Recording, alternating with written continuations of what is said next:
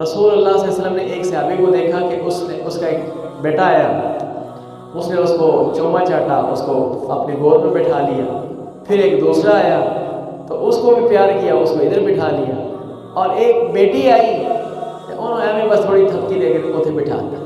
نبی صلی اللہ علیہ وسلم نے فرمایا کہ تو نے عدل نہیں کیا، انصاف نہیں کیا تھا کہ بچہ نے چومنا پہ ہے تو بیٹی نے تو ادھر بٹھا دیتا۔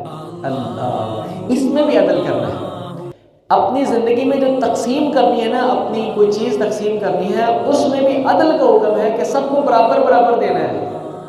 نعمان بن بشیر رضی اللہ تعالیٰ عنہ ایک صحابی ہیں، غالباً ان کے متعلق آتا ہے کہ صحابی نے کہا اللہ کے رسول صلی اللہ علیہ وسلم، میں نے اپنے ایک بیٹے کو ایک خچر تحفہ میں دیا ہے، تو میری بیوی نے کہا ہے کہ اس کے اوپر رسول اللہ صلی اللہ علیہ وسلم کو گواہ بنا لو، تو لہٰذا میں آپ کو گواہ بنانے آیا ہوں۔ تو آپ نے فرمایا کہ تیرے کتنے بیٹے ہیں؟ انہوں نے کہا کہ 6 یا 7 بیٹے ہیں۔ آپ نے فرمایا تم نے سب کو ایک ایک خچر دے دیا ہے؟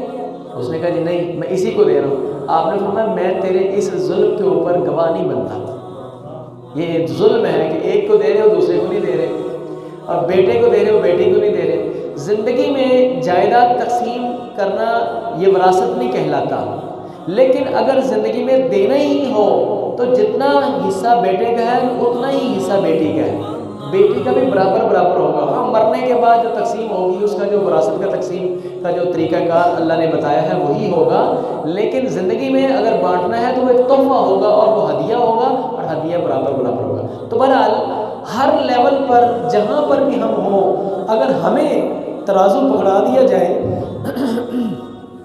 کہ آپ یہ تقسیم کرو اور آپ یہ دو، تو عدل کرو۔ ان اللہ یامرکم بالعدل، اللہ تعالیٰ تمہیں حکم دیتا ہے عدل کا، اگلی بار والاحسان، اور اللہ پاک تمہیں حکم دیتا ہے احسان کا۔ احسان کیا ہوتا ہے پہلے اس کو سمجھ لیں، یہ ہم نے یاد کرنا ہے، زندگی میں لاگو کرنا ہے۔ دل تو میرا چاہتا ہے میں فر کر کے نا 5 7 10 آیتیں میرے دل ہے، بڑی اہم ہے، میں ساری آپ کو سناؤں، لیکن اگر سمجھ آ جائے ایک بات کی تو کافی ہے، اگر زندگی پہ ہم پیدا کر لیں۔ تو اللہ پاک حکم دیتے ہیں عدل کا اور احسان کا۔ اب احسان کیا ہوتا ہے یہ سمجھ لیں۔ احسان کی لغت میں تشریح اس طرح سے کی گئی ہے کہ جیسے آپ کوئی ایک کلو چیز تولیں، 1 کلو چیز تولنے کے بعد، پورا کرنے کے بعد کچھ ایکسٹرا ڈالنے کو احسان کہتے ہیں۔ کلو چیز تولی، پوری ہو گئی، کچھ مزید ڈالیں، اس کو احسان کہتے ہیں۔ کوئی بھی تم نے کام کرنا ہے اس کو کچھ بہتر کر کے کرنا ہے۔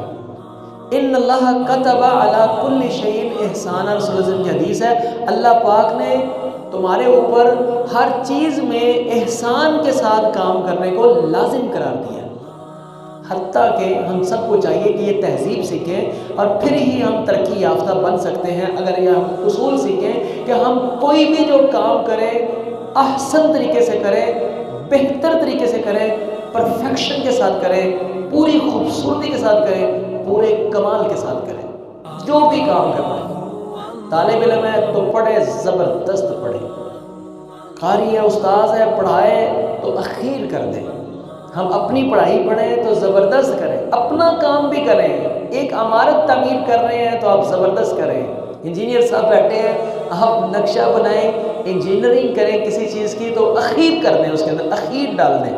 ڈاکٹر ذاکر نائک کو کسی نے پوچھا کہ آپ امت کو کیا پیغام دینا چاہتے ہیں، تو انہوں نے کہا میری امت سے التجا ہے کہ وہ جو انسان جو کر سکتا ہے نا وہ کوالٹی کے ساتھ کرے، جو انسان جو کچھ کر سکتا ہے وہ کوالٹی کے ساتھ کرے۔ ایک مزدور بندہ ہے نا وہ مزدوری بھی اچھی کرے۔ ایک مستری ہے نا وہ دیہڑی میں جو 500 اینٹ لگانی ہے نا تو وہ 550 لگا کے ہٹے، وہ 600 لگا کے ہٹے۔ یعنی میں ہوں تو میرے لیول پر جو میں کرتا ہوں مجھے چاہیے کہ اس کام کو یہ ہے احسان۔ دین اسلام صرف نیکی کا حکم نہیں دیتا، دین اسلام ساری چیزوں کا حکم دیتا ہے۔ اب یہی احسان جو ہے اس کو عبادات میں لائیں تو احسان یہ ہوگا۔ حضرت جبریل نے پوچھا رسول اللہ صلی اللہ علیہ وسلم سے مل احسان، احسان کیا ہے؟ تو رسول اللہ صلی اللہ علیہ وسلم فرمایا ان تعبد اللہ کأنک تراہ، تو اللہ کی عبادت اس طرح کرے گویا کہ تو اللہ کو دیکھ رہا ہے۔ اللہ ہمیں یہ توفیق نصیب فرمائے۔ مجھ اور آپ ہم سب کو یہ توفیق نصیب فرمائے کہ ہماری عبادت ایسی ہوتی ہے۔ رسول اللہ صلی اللہ علیہ وسلم نے فرمایا کہ احسان یہ ہے کہ تم اللہ کی عبادت اس طرح کرو گویا کہ تم اللہ کو سامنے دیکھ رہے ہو۔ فَإِن لَّمْ تَكُن تَرَاهُ فَإِنَّهُ يَرَاكَ، یا یہ تمہاری کیفیت ہو کہ تم نماز پڑھ رہے ہو اور اللہ تمہیں دیکھ رہا ہے، اللہ کی نظر کے سامنے تم عبادت کر رہے ہو۔ اس طرح عبادت کرنے کو احسان کہتے ہیں۔ نیکی کرنی ہے، بڑی سونی نیکی کرنی ہے، اس کو احسان کہتے ہیں۔ تو اللہ تعالیٰ تمہیں حکم دیتا ہے عدل کا اور احسان کا، وَإِيتَاءِ ذِي الْقُرْبَى، اور قریبی رشتہ داروں کو دینے کا، قریبی رشتہ داروں کو دینے کا اللہ تعالیٰ تمہیں حکم دیتا ہے۔ صدقہ و خیرات جو ہم خرچ کرتے ہیں اس کا جو اجر ملتا ہے، وہی صدقہ و خیرات اگر ہم اپنے رشتہ دار مستحق کو دیں گے اللہ پاک اجر بڑھا دیتے ہیں، دوہرا اجر دیتے ہیں۔ ہمارے رشتہ داروں کا خصوصی طور پر ہمارے مال میں حق ہے۔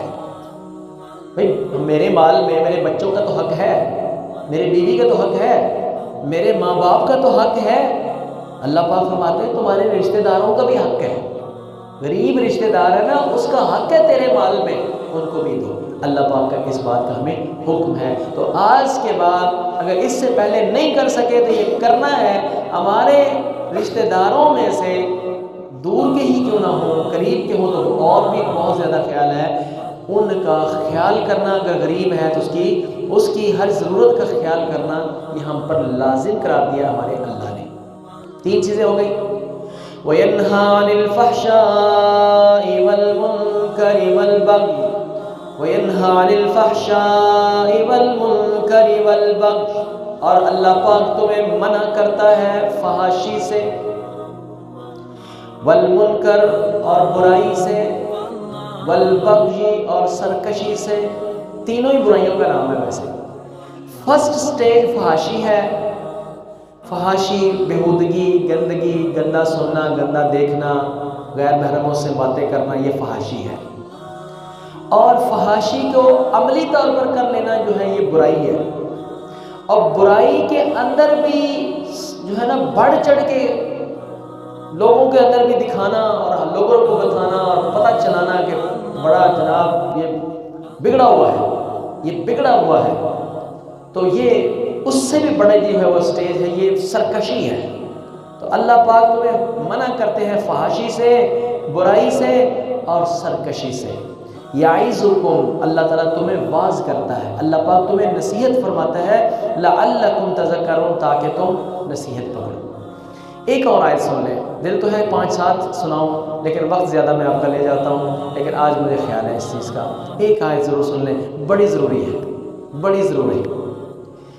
من عمل صالحا من ذکر او انثى وهو مؤمن، من عمل صالحا، جس کسی نے نیک عمل کیے، من ذکر او انثى، مذکر ہو یا مؤنث، مرد ہو یا عورت ہو، کسی نے بھی جو نیک عمل کیے، نیکی کی زندگی گزاری، وَهُوَ مُؤْمِنٌ، شرط یہ کہ وہ ایمان والا ہو، اس کا ایمان کھوٹا نہ ہو، کیونکہ کھوٹے ایمان والا جو منافق ہے اس کو کچھ نہیں ملے گا۔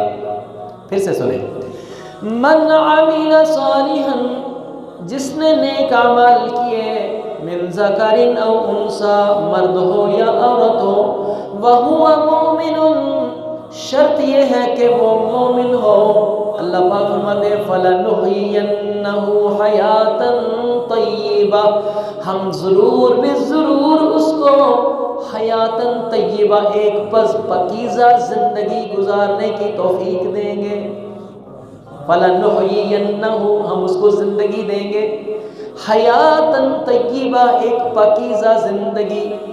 حیاتاً طیبہ کی تفسیر میں نے ابھی پڑھی ہے کہ اس میں حافظ عبدالسلام بھٹوی صاحب لکھتے ہیں کہ حیاتاً طیبہ، پاکیزہ زندگی سے مراد یہ ہے کہ انسان کی زندگی میں سکون ہو، امن ہو، دل کی قناعت ہو، اللہ سے محبت ہو، دل جو ہے اس کا جو ہے وہ اطمینان پکڑتا ہو، جتنا بھی اللہ نے دیا ہے اس کے اندر وہ راضی ہو، خوش ہو۔ اس کی خوشحال زندگی ہو، مصیبتوں اور پریشانیوں سے وہ بچا لیا جائے اور خوشی کی زندگی اللہ اس کو نصیب کر دے، یہ حیاتاً طیبہ ہے۔ تو یہ اللہ پاک کا وعدہ ہے۔